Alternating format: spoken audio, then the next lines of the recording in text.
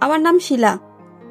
নামটা খুব একটা বিশেষত্ব নেই হয়তো, কিন্তু আমার জীবনটা আমার মনে হয় হাজারো মেয়ের জীবনের মতোই। শুরুটা ছিল খুব সাধারণ, কিন্তু প্রতিটি মোড়ে মোড়ে এমন সব ঘটনা ঘটেছে যেগুলো আমাকে বদলে দিয়েছে। আমাদের 4 জনের পরিবার, বাবা, মা, আমি আর আমার ছোট্ট ভাই তানিম। বাবা ছিলেন একজন প্রাইভেট কোম্পানির হিসাবরক্ষক। বেতন খুব বেশি ছিল না, তবে সংসারটাকে চালিয়ে নিতে যথেষ্ট ছিল। আমাদের ছোট্ট ভাড়া বাড়ির 3টা ঘর ছিল, একটা ড্রয়িং, একটা রান্নাঘর, 2টো বেডরুম। ছোট বারান্দায় টবের গাছগুলি ছিল মায়ের সবচেয়ে বড় সম্পদ। মা ছিলেন অসাধারণ রকমের ধৈর্যশীলা নারী।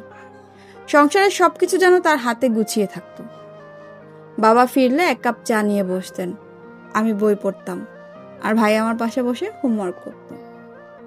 সে ছোট্ট ছোট্ট সুখই ছিল আমাদের বড় সম্পদ। এসবের মধ্যেই কলেজে পড়তে গিয়ে আমার জীবনে এলো আরমান। ও ছিল আমার সহপাঠী। প্রথম দিন থেকে চোখে পড়ত। খুব শান্ত স্বভাব, কিন্তু চোখে মুখে অন্যরকম একটা আন্তরিকতা। আমাদের বন্ধুত্ব শুরু হয়েছিল লাইব্রেরিতে। একদিন আমি বই খুঁজছিলাম, আর ঠিক সেই বইটাই হাতে নিয়ে দাঁড়িয়েছিল আরমান। হেসে বলেছিল, তুমি এটা খুঁজছো না?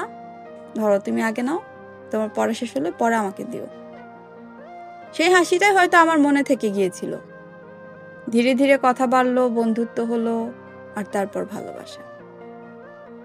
আমাদের ভালোবাসা খুব সাধারণ ছিল, কোনো প্রতিশ্রুতি না, কোনো দামি উপহার না, শুধু কলেজে ক্যান্টিনে 1 কাপ চা ভাগাভাগি করে খাওয়া, বইয়ের পাতার ভাঁজে ছোট্ট চিরকুট লুকিয়ে দেওয়া। তবুও আমার কাছে তখন মনে হতো এই পৃথিবীর সবচেয়ে বড় সম্পদ আমি পেয়েছি। কিন্তু বলে না, সুখের দিনগুলো বেশি দিন টেকে না। একদিন দুপুরে বাবা অফিস থেকে ফিরে চুপচাপ বসে রইলেন। তার মুখ কিছুটা অদ্ভুতভাবে ফ্যাকাশে হয়ে গিয়েছিল। আমরা ভেবেছিলাম হয়তো শরীর খারাপ, কিন্তু আসল কারণটা জানতে পারলাম পরে। বাবার চাকরিটা চলে গেছে। কোম্পানি হঠাৎ করেই কর্মী ছাঁটাই করেছে, আর বাবাও সেই তালিকায় পড়েছেন। না, সেই রাতে মা কাঁদেনি, কিন্তু আমি দেখেছিলাম ঘুমোতে যাওয়ার আগে তিনি অনেকক্ষণ চুপচাপ ছাদের দিকে তাকিয়েছিলেন। বাবার মুখটা আমি ভুলতে পারবো না। সারা দিন, সারাটা জীবন যে মানুষটা সংসারের জন্য পরিশ্রম করেছেন, তার চোখে আমি প্রথমবার অসহায়ত্ব দেখেছিলাম। এরপর থেকে আমাদের জীবনটা পাল্টে গেল। ভাড়া, বাজার, ছোট ভাইয়ের স্কুল ফি সব যেন একসাথে চেপে বসলো। মা প্রতিটা দিন হিসেব কষতেন, কোনটা বাদ দিলে মাসটা টিকে যাবে। আমি টিউশনি শুরু করলাম। 2-3টে বাচ্চাকে পড়াতাম, সামান্য টাকাই আসতো, কিন্তু তখন সেই সামান্য টাকাটি অনেক বড় মনে হতো। আরমানও তখন আমার জীবনে ছিল, কিন্তু আমি বুঝতে পারছিলাম ধীরে ধীরে আমাদের দূরত্ব বাড়ছে। আগে যেখানে ঘন্টার পর ঘন্টা কথা হতো, আর এখন ব্যস্ততার অজুহাত দেখাতে হয় আমাকে। আমি ব্যস্ত থাকি, ওর সাথে কথা বলবো কখন? যখন কথা বলতাম, অল্প কথাতেই রেখে দিতাম। আরও বারবার ফোন দিত, বলতো আমাকে একটু সময় দাও, আমি একটু কথা বলি তোমার সাথে। কিন্তু আমি তো পারতাম না, কথা বললে কাজ করব কখন? এভাবে একদিন সোজাসুজি বলে ফেললো, শিলা, তুমি এত সমস্যার মধ্যে আছো, আমি তোমাকে কিভাবে সুখী করতে পারবো? সে কথাটা আমার বুকের ভেতর ভেঙে দিয়েছিল। তখনই আমি বুঝলাম, যখন মানুষ অভাবে পড়ে, তার ভালোবাসাও তাকে ছেড়ে চলে যায়। হয়তো আমি চাইতাম ও আমাকে পাশে থাকুক, কথা বলুক আমার সাথে যতটুকু সময় পারা যায়, কিন্তু ওর চোখে কেবল আমি ভয়ই দেখেছিলাম। আমি প্রতিদিনের লড়াই চালিয়ে যেতে থাকলাম। টিউশনি, বাড়িতে এসে মায়ের সাথে কাজ, নিজের পড়াশোনা, হোমওয়ার্ক, ভাইয়ের পড়াটা একটু দেখা। এর মধ্যে আমি চুপচাপ আশা করতাম হয়তো একদিন সব ঠিক হয়ে যাবে, কিন্তু ভেতরে ভেতরে আমি জানতাম আমার ভালোবাসাটা আর টিকবে না হয়তো। আমার জীবনটা যেন হঠাৎ করেই বদলে গেল। একটা সময় ছিল যখন আমার দিনের সবচেয়ে বড় দুশ্চিন্তা ছিল পরীক্ষার সিলেবাস শেষ হবে কি, কিংবা কোন ফ্রেন্ডের সাথে কোন কথা বলবো, কোন কথাটা নিয়ে রাগ করতে পারবো, এইসব। কিন্তু হঠাৎ করে সব উল্টে গেল।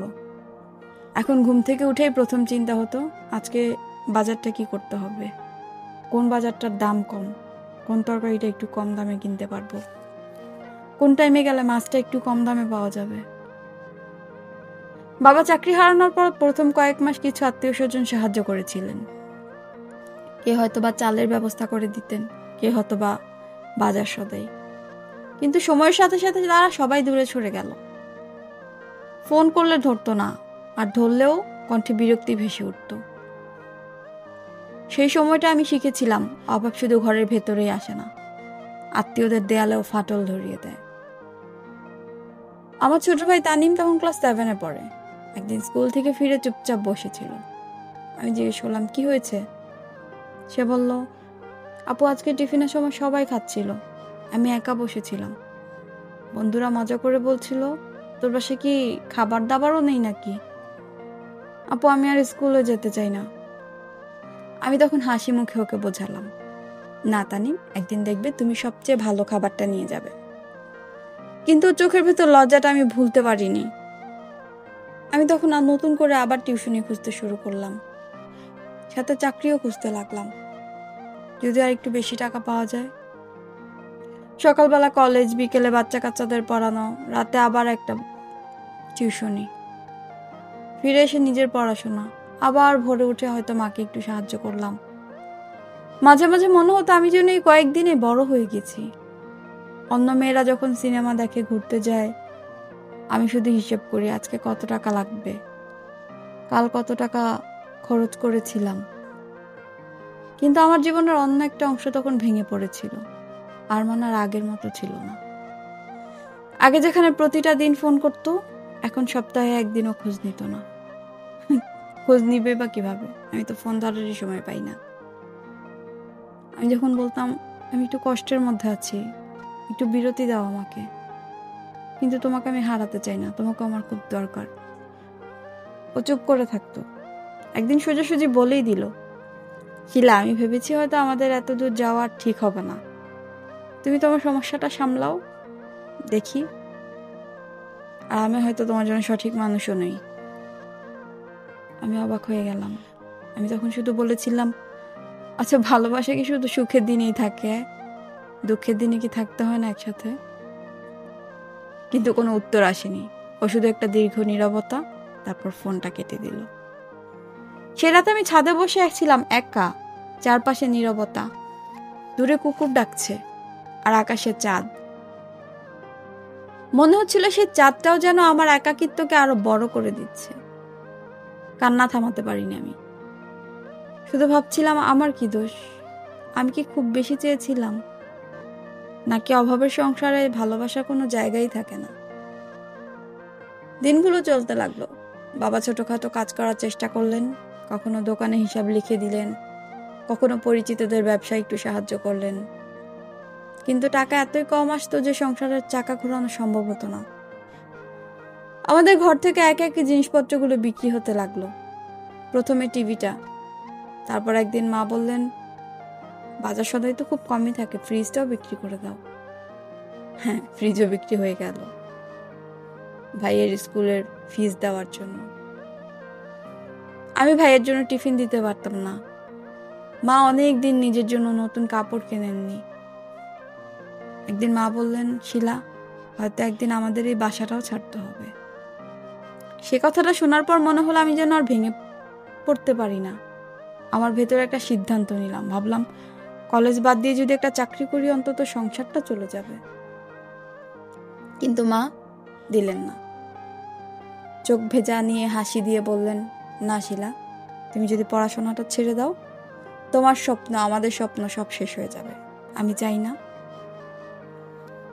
একদিন শুধু আমার মতো শুধু ঘরের হিসেব করতে করতে, ডাল চালের হিসেব করতে করতে তোমার দিন পার হয়ে যাক। মায়ের সেই কথাটা আমাকে শক্তি দিল। আমি তখন বুঝলাম আমাকে লড়তে হবে। ভালোবাসা চলে গেছে, আত্মীয়রাও সরে গেছে, কিন্তু আমি আমার বাবা আমার পাশে দাঁড়াতে হবে। অভাব আমাকে হয়তো নিচে ফেলতে চাইছে, কিন্তু আমি চেষ্টা করে দাঁড়িয়ে থাকবো। মানুষ ভাবে অভাব মানে অন্ধকার, কিন্তু আমি শিখেছি অভাবের ভেতর দিয়ে আসে আলো, কিন্তু তাকে খুঁজে নিতে হয়। বাবা তখন দুর্বল, কাজ করতে গিয়ে অনেক সময় হাঁপিয়ে যেতেন। মা প্রায় চুপচাপ কেঁদে ফেলতেন রাতে। আমি সেটা লুকিয়ে লুকিয়ে দেখতাম, কিন্তু বুঝতে দিতাম না মাকে। আমি জানতাম মাকে শক্তি দেওয়ার জন্য এখন আমার দায়িত্ব। আমাদের পাড়ার মোড়ে একটা দোকান ছিল, 3 পিসের দোকান। সেখানে আমার একটা কাজ হলো, চাকরি পেলাম। প্রতিদিন সন্ধ্যায় একটা মহিলা চালাতো দোকানটা, সে আন্টির সাথে আমিও কাজ করতে শুরু করলাম।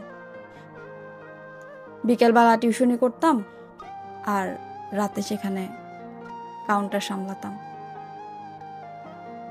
বিশেষ বিশেষ পূজা পার্বণ, ঈদের সময় একটু ভিড় বেশি থাকতো, নয়তো খুব কমই থাকতো।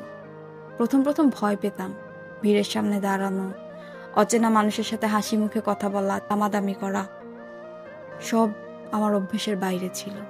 কিন্তু ধীরে ধীরে অভ্যস্ত হয়ে গেলাম। এটা শুধু কাজ নয়, আমার শেখার জায়গা, আর এটাকে ভালোবাসতে শিখে গেলাম। অনেকেই তখন মাকে নানা কথা বলতো। মেয়েকে রাস্তার মোড়ে দাঁড় করিয়ে দিয়েছে, মেয়েকে আবার কাজ করার দরকার কি? মা কাঁদতো, আমি শুনতাম, দেখতাম, কিন্তু চুপ থাকতাম। ভেতরে ভেতরে আরো শক্ত হওয়ার চেষ্টা করলাম। একদিন দোকানে খুব ভিড়, আমি ব্যস্তভাবে গ্রাহক সামলাচ্ছি। হঠাৎ দরজার পাশে চোখ পড়ল আরমান। হ্যাঁ, সেই মানুষটা যাকে একদিন আমি ভেবেছিলাম আমার স্বপ্নের সঙ্গী। সে কিছুক্ষণ দাঁড়িয়েছিল, হয়তো আমাকে দেখলো, তারপর চোখ সরিয়ে চলে গেল। ওর চোখে অবাক হয়ে যাওয়া, হয়তো একটু অনুশোচনা, সবকিছু দেখেছিলাম আমি, কিন্তু আমার ভেতরে কোনো দুঃখ জন্মায়নি। কারণ তখন আমি বুঝে গিয়েছিলাম, সে ভালোবাসা অভাবীর দিনে হাত ছেড়ে দেয়, সেটা কখনোই সত্যিকারের ভালোবাসা নয়। হ্যাঁ, মনটা একটু কেঁপে উঠেছিল, কারণ একসময় ও ছিল আমার পৃথিবী।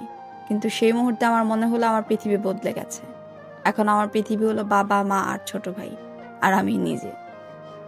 সেই দোকান আমাকে শিখিয়েছিল ধৈর্য, আত্মবিশ্বাস আর লড়াই। কিছু মাস পর আমি একটা পার্ট টাইম জব পেলাম। কলেজ শেষে চাকরি, তারপর সন্ধ্যাবেলা আবার দোকানে বসতাম। সেখানকার কাজ ছিল কাগজপত্র দেখা, হিসেব রাখা, ছোট কাজ, কিন্তু ওখানে দাঁড়িয়ে আমি শিখলাম জীবন বড় করতে হলে ছোট কাজকেও সম্মান জানাতে হবে। সময় কেটে যাচ্ছিল। তানিম, আমার ছোট ভাই, আবার পড়াশোনায় মন দিল ঠিক মতো। তার চোখে আমি আবার স্বপ্ন দেখতে শুরু করলাম। মা টবে ফুল লাগানো শুরু করলেন, হয়তো মনে হতো সংসারে আবার রং ফিরে আসছে। বাবা মাঝে মাঝে বলতেন, শিলা, তোমাকে নিয়ে আমার গর্ব হয়। এই একটি বাক্যই আমার সমস্ত কষ্ট ভুলিয়ে দিত। অনেকবার রাত জেগে ভেবেছি, যদি আমি তখন ভেঙে পড়তাম, যদি মানুষের কথায় থেমে যেতাম, তাহলে হয়তো আজকের এই আলো আসতো না। আমি বুঝেছি, অভাব যখন আসে তখন অনেকেই দূরে সরে যায়, আর যারা সরে যায় তাদের জন্য আফসোস করার কোনো মানেই নেই, কারণ তারা কখনোই আমাদের জন্য ছিল না। অভাবই আমাদেরকে দেখিয়ে দেয় আসলে কে আমাদের পাশে থাকবে আর কে থাকবে না। আজ আমার নিজেকে নিয়ে গর্ব হয়। হয়তো আমি বড় কোনো ধনীর রাজকন্যা নই, কিন্তু আমি জানি আমি নিজের পায়ে দাঁড়িয়েছি, আমি আমার পরিবারের হাসির কারণ হয়েছি। তোমরা যারা আমার গল্প শুনছো, মনে রেখো, অভাব কখনো আমাদের শেষ নয়, বরং এটাই আমাদের শুরু। অভাব যদি থাকে তবে সাহসও থাকবে, আর সেই সাহসী একদিন আমাদের নিজেদের আলোয় পৌঁছে দেবে। এই ছিল আজকের গল্প আমার, কিন্তু আমি প্রমাণ করেছি অভাব যখন দরজা দিয়ে আসে, ভালোবাসা তখন জানালা দিয়ে পালায়। কথাটা সত্যি, কিন্তু ভালোবাসা পালালেও স্বপ্ন পালায় না, শুধু চাই সাহস আর নিজের প্রতি বিশ্বাস। আর এখানে শিক্ষণীয় দিক হচ্ছে, অভাব অনেককে দূরে সরিয়ে দেয়, কিন্তু সে অভাবই আমাদের প্রকৃত বন্ধুদের চিনিয়ে দেয়। আর মানুষের কথায় ভেঙে পড়লে পথ থেমে যাবে, তাই নিজের লক্ষ্যকে আঁকড়ে ধরতে হবে।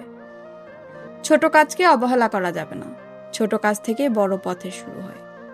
সত্যিকারের ভালোবাসা পাশে দাঁড়িয়ে থাকে সব অবস্থায়, আর নিজের শক্তি নিজেরই ভরসা। আমাদের চ্যানেলের গল্পগুলো আপনাদের ভালো লাগলে অবশ্যই লাইক, কমেন্টস এবং আপনার বন্ধুদের সাথে শেয়ার করে দেবেন, আর অবশ্যই সাবস্ক্রাইব করতে ভুলবেন না। ধন্যবাদ।